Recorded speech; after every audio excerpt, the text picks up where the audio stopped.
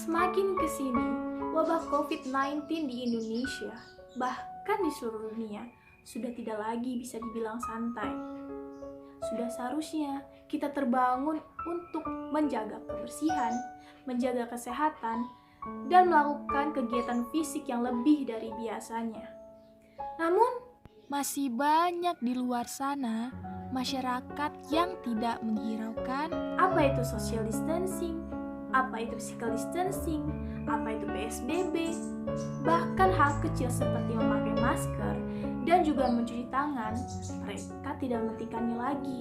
Mereka beranggapan, udahlah biasa aja.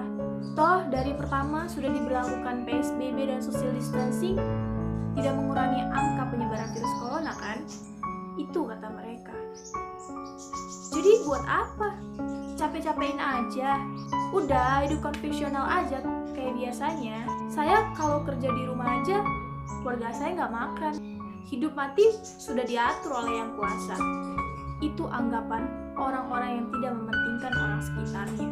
Memang benar, hidup dan mati sudah diatur yang oleh kuasa.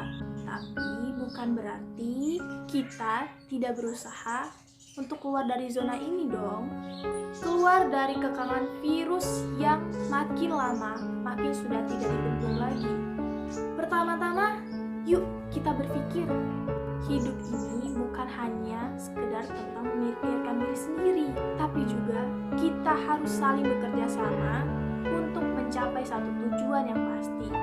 Mau kecil ataupun besar usaha yang kita ciptakan, itu akan berdampak di kemudian hari. Dalam hal ini, ayolah, mau dikit, mau banyak, semua hal yang kita ambil itu akan mempengaruhi orang lain. Selanjutnya berdoa. Berdoa itu penting banget. Tapi tidak hanya berdoa, kita juga harus berikhtiar di dalamnya. Berikhtiar merupakan salah satu bentuk usaha kita dalam menyelesaikan persoalan ini. Ada sebuah cerita yang menggambarkan situasi kita yang sedang hadapi saat ini. Saya yakin kalian sudah pasti mendengar cerita ini, karena cerita ini cukup terkenal. Begini ceritanya. Suatu hari di sebuah daerah terjadi bencana banjir besar. Banjir ini diakibatkan oleh curah hujan yang tinggi dan juga berkepanjangan. Saat ini banjir sudah mencapai lutut orang dewasa. Datanglah truk penyelamat untuk menyelamatkan masyarakat di daerah tersebut.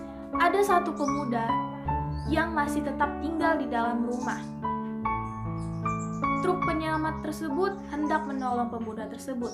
Namun pemuda tersebut berkata, "Sudah, tolong saja yang lain. Saya sudah berdoa kepada Tuhan.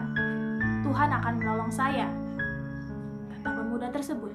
Akhirnya, truk penyelamat tersebut pergi untuk menyelamatkan orang lainnya. Permukaan air semakin lama semakin meninggi sampai 1,5 meter. Pemuda tersebut masih di dalam rumahnya. Ia naik di atas lemari sampai akhirnya regu penyelamat membawa perahu karet datang di depan rumah. "Ayo cepat kemari, banjir akan semakin tinggi," kata regu penolong. Namun pria tersebut tidak menghiraukan dan hanya berkata, "Sudah, tenang saja, saya sudah berdoa. Tuhan pasti akan menyelamatkan saya." Itu kata pria tersebut. Lalu pergilah tim penyelamat dan juga perahu karet tersebut. Dan benar saja, permukaan air semakin tinggi. Kira-kira sudah menutupi atap rumah. Pria tersebut naik ke atas atap rumah. Lalu datanglah helikopter untuk menyelamatkan pria tersebut. Namun lagi-lagi pria tersebut menolak dengan halus dan berteriak, "Sudah, selamatkan saja kalian. Saya sudah berdoa." Itu kata pria tersebut. Lalu helikopter pun pergi meninggalkan pria tersebut di atas atap rumah. Ia tidak menghiraukan bantuan dari truk, regu penyelamat yang bawa perahu karet, dan juga helikopter. Pasti penasaran kan apa yang terjadi pada pria tersebut? Ya, pria tersebut akhirnya mati tenggelam.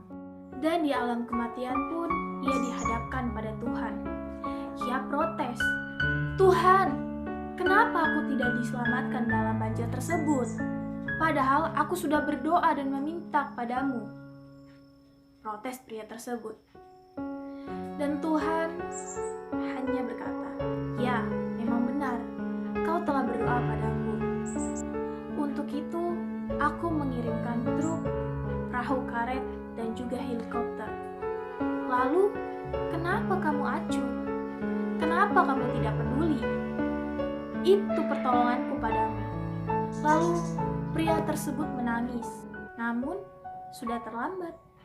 Mungkin cerita itu relevan dengan saat ini. Saat inilah kita harus peka terhadap pertolongan yang diberikan oleh Tuhan. Mungkin Tuhan sudah memberi pertolongan kepada kita melalui teman yang selalu mengingatkan, informasi-informasi yang telah diberikan. Namun, masih banyak di antara kita yang tidak peduli. Kita yang bekerja di rumah, mari sama-sama bantu mereka, para medis yang bertaruh nyawanya untuk menolong orang-orang yang di sana. Jangan kita yang di sini hanya menambah beban mereka, karena ini bukan hanya tanggung jawab pemerintah, para medis, namun ini tanggung jawab kita semua. Ingat ya, saling menghargai, peka dan bijak adalah kata-kata yang paling tepat untuk saat ini. Jika saling menjaga dan tidak menyalah-nyalahkan, semua akan baik-baik saja.